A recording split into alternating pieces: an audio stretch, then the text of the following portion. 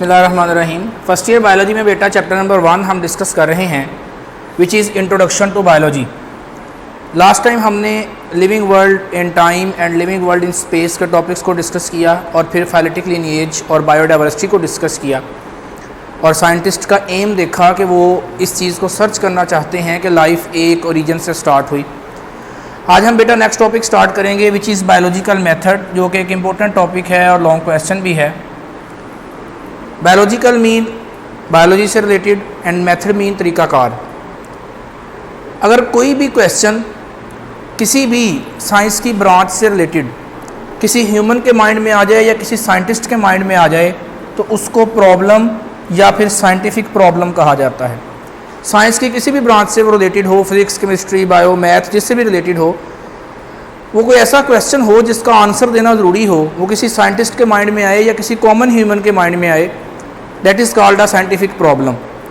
उस प्रॉब्लम को आंसर देने के लिए एक प्रॉपर तरीक़ाकार, एक प्रॉपर स्टेप्स, एक प्रॉपर वे यूज़ किया जाता है जिसको हम साइंटिफिक मेथड कहते हैं।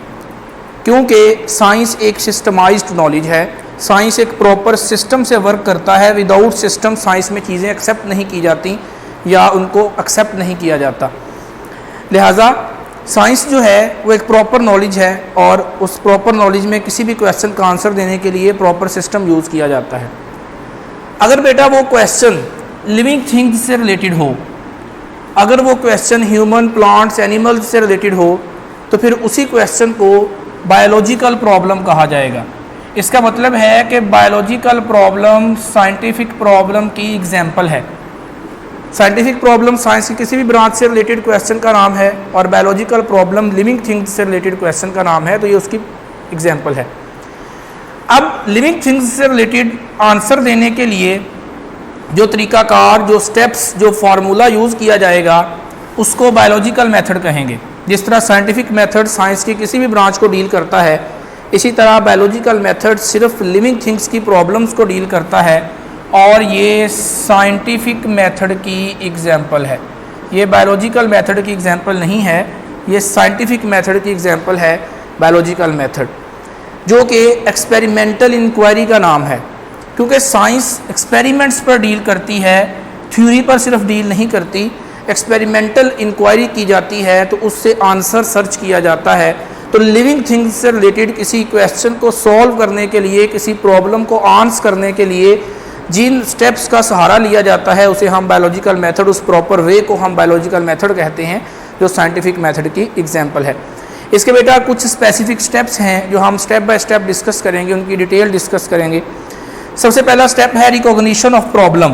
प्रॉब्लम को आइडेंटिफाई करना, प्रॉब्लम को पहचानना कि प्रॉब्लम एक सिंपल क्वेश्चन है या प्रॉब्लम किसी डिजीज़ से रिलेटेड है, प्रॉब्लम एनिमल से रिलेटेड है, प्लांट से रिलेटेड है या ह्यूमन से रिलेटेड है। उसका कंप्लीट आइडेंटिफिकेशन कर लेना, उसको रिकॉग्नाइज कर लेना, उसको पहचान लेना, that is recognition of problem. जैसे मोस्ट रिसेंटली जो कोरोना वायरस है या जो कोविड से रिलेटेड प्रॉब्लम का सल्यूशन है, तो उसके बारे में पहले आइडेंटिफाई किया जाता है कि ये एक डिज़ीज़ पर रिसर्च है, लिहाजा इसका एक्सपेरिमेंट ह्यूमन पर नहीं किया जा सकता क्योंकि ये एक डिज़ीज़ पर रिसर्च की जा रही है।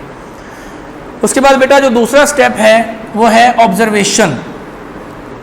ऑब्ज़र्व करना, किसी चीज़ को परखना, उसको चेक करना। ऑब्ज़र्व करने के लिए हम अपनी 5 सेंसेस को यूज़ करते हैं, जो नेचर ने हमें 5 सेंसेस ब्लेस की हैं, जिसमें विजन देखना, टेस्ट चखना, टच छूना, हेयरिंग सुनना और स्मेल सूंघना। ये 5 सेंसेस के ज़रिए हम अपनी बॉडी से लेकर बॉडी की साइडों पर फैली हुई सारी वर्ल्ड को ऑब्ज़र्व कर सकते हैं, चेक कर सकते हैं, देख सकते हैं। और हम बॉडी के पार्ट्स की फंक्शनल एबिलिटी को यूज़ करते हैं। जैसे आइज़ की फंक्शनल एबिलिटी है कि वो देख सकती हैं, ईयर्स की फंक्शनल एबिलिटी है कि वो सुन सकते हैं, नोज़ की फंक्शनल एबिलिटी है कि वो स्मेल कर सकता है। तो ये जो डिफरेंट सेंसेस हैं ये अपनी अपनी फंक्शनल एबिलिटी को चेक करते हुए हमें किसी भी चीज़ को ऑब्ज़र्व करने के काबिल बनाती हैं। ऑब्जर्वेशंस बेटा 2 टाइप्स के होते हैं, एक होते हैं क्वालिटेटिव और एक होते हैं क्वांटिटेटिव। जो क्वांटिटी पर बेस करते हैं और जो क्वालिटी पर बेस करते हैं। बड़ी सिंपल सी एग्जांपल से हम इनको देखते हैं। 5 लीटर्स प्योर मिल्क, 5 क्वांटिटी है, लीटर उसका यूनिट है, लेकिन प्योरिटी उसकी क्वालिटी है। क्वांटिटी को हम मैयर कर सकते हैं, नाप सकते हैं, तोल सकते हैं, एक यूनिट से एक्सप्रेस कर सकते हैं, लेकिन क्वालिटी को हम ना तो मैयर कर सकते हैं, ना ही उसका कोई यूनिट है, ना ही उसका कोई स्केल है। जिस तरह हमने क्वांटिटी को 5 लिख दिया, हम क्वालिटी को इस तरह किसी यूनिट से नहीं लिख सकते। जो क्वांटिटेटिव ऑब्जर्वेशंस होते हैं ये ज़्यादा एक्यूरेट और ज़्यादा बेहतर होते हैं as compare to qualitative observations. क्यों? क्योंकि क्वांटिटी को हम किसी नंबर और किसी यूनिट से एक्सप्लेन करते हैं, इसलिए उसमें एक्यूरेसी आ जाती है, अबहाम ख़त्म हो जाता है। अगर किसी को शक होगा तो वो उस नंबर को दोबारा से मैयर कर सकता है।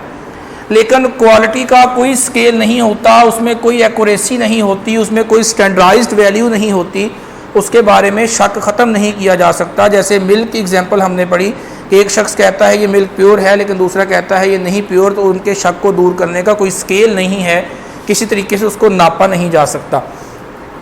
इसके बाद बेटा जब ऑब्जर्वेशन कंप्लीट हो जाती है तो उस ऑब्जर्वेशन को एक्सप्लेन करने के लिए हम थर्ड स्टेप पे आते हैं, विच इज़ हाइपोथेसिस। फ़र्ज़ कर लेना, हाइपोथेसिस को कहते हैं मफरूज़ा, फ़र्ज़ कर लेना किसी चीज़ को। तो हाइपोथेसिस की बड़ी सिंपल सी डेफिनेशन है, tentative explanation of observation is called hypothesis. Hypothesis जो है वो ऑब्जर्वेशन की फ़र्ज़ी वजाहत है, लेट कंसीडर की हुई वजाहत है, फ़र्ज़ी एक्सप्लेनेशन है, कोई 100% राइट नहीं है। हाइपोथेसिस किस चीज़ पे डिपेंड करती है? हाइपोथेसिस किसी शख्स के ऑब्जर्वेशन पे डिपेंड करती है, उसके एक्सपीरियंस पे डिपेंड करती है और उसके बैकग्राउंड नॉलेज पे डिपेंड करती है कि उस चीज़ से रिलेटेड उसके पास पहले कितना नॉलेज था, उस साइंटिस्ट के पास पहले कितना नॉलेज था। लिहाजा उसने अभी क्या ऑब्ज़र्व किया, उसने क्या एक्सपेरिमेंट किया और उसके पास उस चीज़ से रिलेटेड क्या बैकग्राउंड नॉलेज था, क्या एक्सपीरियंस था, इन चीज़ों पर डिपेंड करते हुए हाइपोथेसिस जो है वो ऑब्जर्वेशन की एक्सप्लेनेशन का नाम है, फ़र्ज़ी वजाहत का नाम है। हाइपोथेसिस जो है उसको बेटा बनाने के मुख्तलिफ तरीक़ाकार हैं कि हम हाइपोथेसिस कैसे बनाते हैं। हाइपोथेसिस बनाने के बेसिक वेज दो हैं, डिडक्टिव रीजनिंग और इंडक्टिव रीजनिंग। दोनों के नेम के साथ रीजनिंग आ रहा है कि हम रीज़न देते हैं, हम वजह देते हैं कि हमने ये हाइपोथेसिस क्यों बनाई, व्हाट वाज द रीज़न, इसके पीछे वजह क्या थी, इसके पीछे क्या लॉजिक थी, क्या वजह थी कि हमने ये हाइपोथेसिस बनाई। इस हाइपोथेसिस को बनाने के या फॉर्मुलेट करने के दो वेज हैं, डिडक्टिव रीजनिंग और इंडक्टिव रीजनिंग। हम पहले डिडक्टिव रीजनिंग को डिस्कस करेंगे कि डिडक्टिव वे क्या है किसी हाइपोथेसिस को बनाने का, डिडक्टिव रीज़न कैसे दी जाती है। ये तरीक़ाकार बेटा जनरल से स्पेसिफिक की तरफ जाता है कि पहले हम एक जनरल बात करते हैं, एक आम दुनिया कोई ऑब्जर्वेशन की बात करते हैं और फिर हम अपने स्पेसिफिक एक्सपेरिमेंट पे आते हैं, फिर हम अपने स्पेसिफिक वे पे आते हैं। लिहाजा इसके अंदर इफ़ एंड देन की लॉजिक यूज़ की जाती है कि if our hypothesis is right then what will be the result. तो इफ़ एंड देन की लॉजिक यूज़ की जाती है कि if this happens in the world then what will happen with our experiment. तो हमारे एक्सपेरिमेंट के साथ क्या होगा, यानी पहले जनरल देखा जाता है जो इफ़ है, और देन फिर अपना एक्सपेरिमेंट देखा जाता है जो हमारी कैलकुलेशन है, जो हमारा जो है वो एक्सपेरिमेंट है, जो हमारी हाइपोथेसिस है। ये हाइपोथेसिस को बनाने का मोस्ट एक्सेप्टेबल और सबसे ज़्यादा मोस्ट फ्रीक्वेंटली यूज़ होने वाला वे है।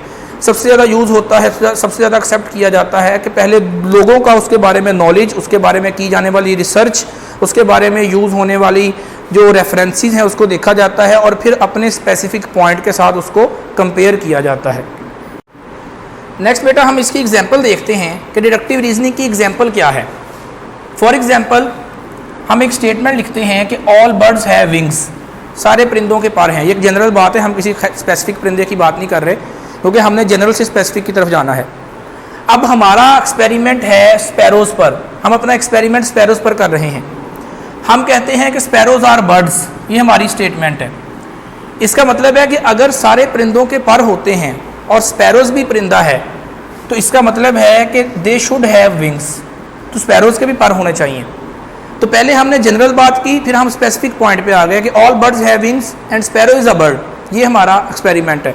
सो स्पैरोज शुड हैव विंग्स, तो स्पैरोज़ के पास भी विंग्स होने चाहिए, ये रिजल्ट हमारा आना चाहिए। अगर आता है तो स्पैरो बर्ड है, अगर नहीं आता तो स्पैरो बर्ड नहीं है। इसी तरह एक और एग्जांपल है प्लांट्स की कि all green plants need sunlight for their photosynthesis, सारे प्लांट्स को फोटोसिंथेसिस करने के लिए सनलाइट की ज़रूरत होती है। If any plant is in dark, अगर हम किसी पौधे को उठाकर अंधेरे में रख देते हैं, कोई स्पेसिफिक पॉइंट, मस्टर्ड प्लांट पर हम एक्सपेरिमेंट कर रहे हैं, रोज़ पर एक्सपेरिमेंट कर रहे हैं, लिहाजा there will be no production of glucose, तो वहाँ पर ग्लूकोज नहीं बनना चाहिए, ये हमारा रिजल्ट होना चाहिए, क्योंकि डार्कनेस में रखने पर जो है वहाँ पर फोटोसेंसिस यानी कि सनलाइट अवेलेबिलिटी नहीं होगी, फोटोसेंसिस नहीं होगी, ग्लूकोज नहीं बनेगा। तो लिहाजा if sunlight is necessary then glucose will produce in the light not in the dark. तो इफ़ एंड देन की लॉजिक यूज़ की जाएगी तो हमारे पास जनरल से स्पेसिफिक वे आ जाएगा। इसके बाद बेटा दूसरा वे है हाइपोथेसिस बनाने का इंडक्टिव रीजनिंग, ये उसके ऑपोजिट है।